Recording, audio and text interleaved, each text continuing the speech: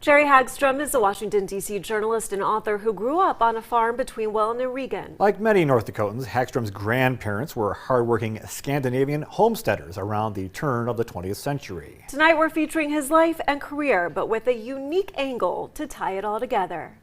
Scandinavians in America have been quilting through the generations. It was more challenging than I expected. The Sunny Lutheran Church quilters were given a unique job. We used almost all the ties that he gave us, and he had a couple boxes full. A collection of ties spanning decades, all while covering national politics and agriculture in D.C. A lot of people never wear a tie anymore.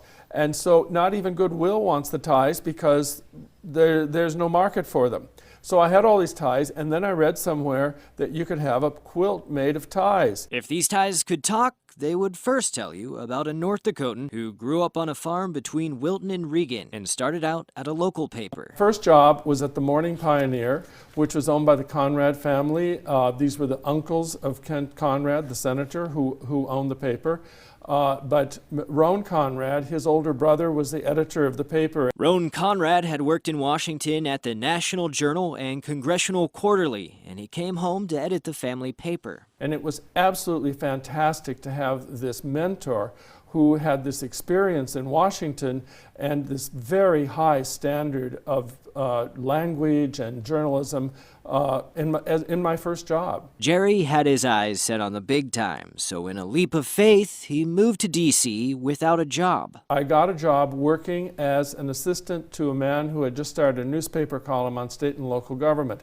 His name is Neil Pierce, and actually Roan Conrad had worked for him when he first came to Washington. So there was a connection there. From there, Jerry would cover state and local government. He would write a book about the politics of each of the 50 states, and more books. He wrote about campaigns, polling, and political attack ads. Political consulting as an industry.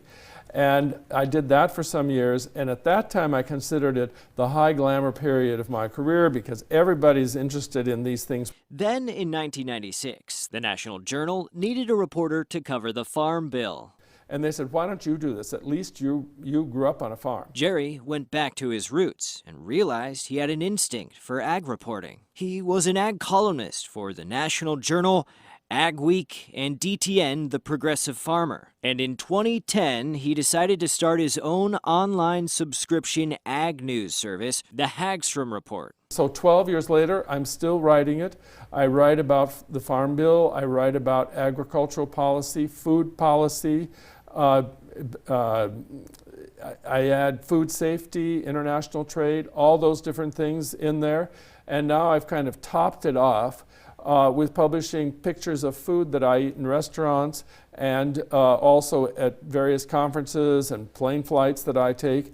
And my shock is that so many of the readers enjoy that as much as they do the serious articles. And Jerry still owns the farm his Swedish grandparents started in 1905. He has tenants who farm the cropland and graze the pasture land. He's modernizing the farmhouse and having the yard landscaped with native grasses and wildflowers. He continues his publication with no plans of retiring and has a message for any North Dakotans looking to strike out on their own. I think that if you come from North Dakota, you have the basics.